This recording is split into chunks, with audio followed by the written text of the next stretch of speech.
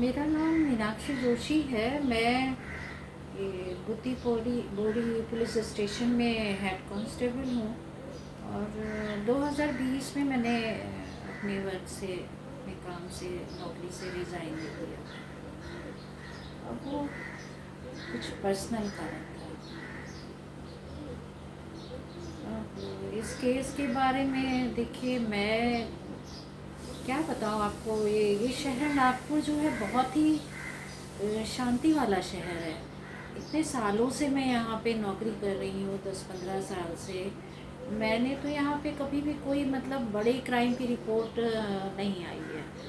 ये छोटे मोटे क्राइम की रिपोर्ट्स आती रही हैं, और कभी नहीं ऐसा सुनने में आया कि ये हो गया, इतना बड़ा मर्डर, ये क्राइम हो गया, मर्डर्स हो गए, या कुछ भी छोटे क्राइम, जैसे कि ये चेन किसी ने गले से खींच ली चलते समय किसी महिला की। और इसके अलावा जैसे मोबाइल छीन लिया, या पारिवारिक पति पत्नी के झगड़े, थोड़ा मारा पीटी हो गई किसी बात को लेके, बस ये सब। नहीं, बड़ा जो ये केस आया, इस तरह की तो बातें अभी तक नहीं सुनने में आई थी मुझे। हाँ, मेरे ख्याल से तो मुझे यही लगता है कि यही कह सकते हैं आजकल वो, जैसा कि ये लड़की है जिसके बारे में बताया जा रहा है, वो किसी अच्छे घर की लगती है। और लड़का भी अच्छे घर का ही होगा तभी वो।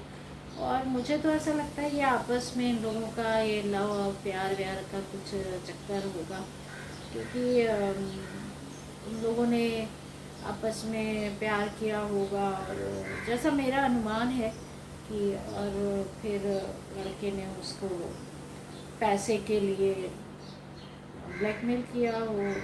और प्यार व्यार में अक्सर कुछ ना कुछ ये लोग गलतियां करते ही हैं, सेक्स वैक्स कर लेते हैं। और फिर लड़का जैसे उसकी फ़ोटो को या उसके वीडियो को दिखा करके ब्लैकमेल करता है। ये मतलब इस तरह की बातें हो सकती हैं। हाँ, अब इस तरह के केस को हैंडल करने के लिए परेशानियां तो बहुत आ रही हैं हम लोगों के सामने, क्योंकि ये इतना बड़ा केस है कि इसको वो करना थोड़ा डिफ़िकल्ट है, मुश्किल है। क्योंकि हम लोग जो है, एक तो हमें ये अपनी नौकरी में बहुत संभल के चलना होता है। और हमें जब तक किसी भी केस की पूरी बारीकी या तह तक नहीं पहुंच जाते हैं, तब तक किसी भी चीज़ को बोलना भी ठीक नहीं होता है। हम फिलहाल अनुमान लगा के ही बता पाएंगे आपको। जी हाँ, देखिए, ये इस केस की तह तक पहुंचने के बाद ही आपको हम लोग बता पाएंगे कि इस केस की सच्चाई क्या है। अब इतना बड़ा केस आ गया है ये ब्लैकमेल, पर मुझे वही ये लगता है कि ये पैसे के चक्कर में कभी कभी अमीर लड़के जो होता है, घर से उनको जेब खर्च नहीं मिलता है, या बच्चे बिगड़ ना जाए इसलिए माँ बाप जेब खर्च नहीं देते हैं, तो लोग इस तरह के भी गलत कदम उठा लेते हैं।